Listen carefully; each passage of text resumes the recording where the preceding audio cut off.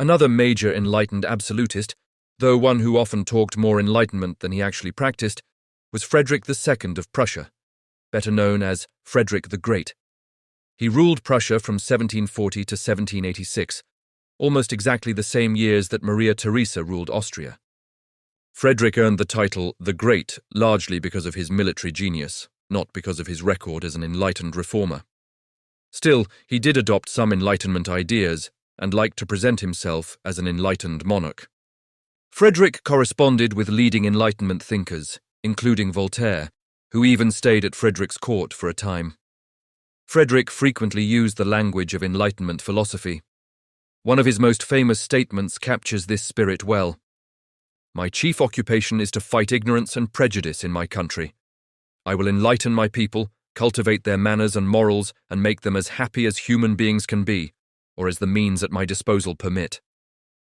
This quote perfectly embodies Enlightenment ideals, at least in theory, and to his credit, Frederick did implement several reforms consistent with Enlightenment thinking. Frederick welcomed religious minorities, including Muslims, as long as they were productive taxpayers. He believed religious diversity strengthened the state. He not only sanctioned but designed Berlin's Catholic Cathedral, the first to be erected after the Protestant Reformation. He carried out practical reforms aimed at improving economic life, including draining swamps, building canals and roads, modernizing import and export taxes, and encouraging agricultural development.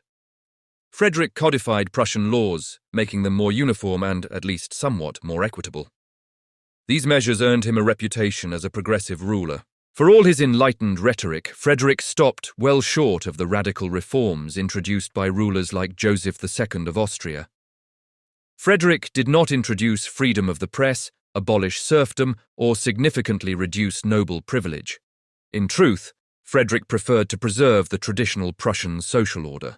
Prussia under his rule was famously militarized, so much so that observers joked that Prussia was not a country with an army, but an army with a country. Frederick did nothing to change this. Instead, he reinforced it. The nobility's main duty was to serve as officers in the army. The people's role was to be soldiers and to grow food for it. The towns would provide tax revenue to support it.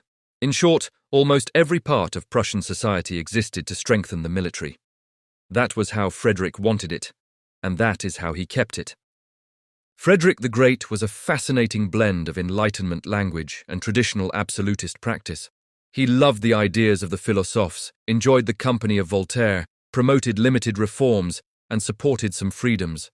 But he remained, above all, a military monarch who valued discipline, hierarchy, and state power above sweeping Enlightenment change.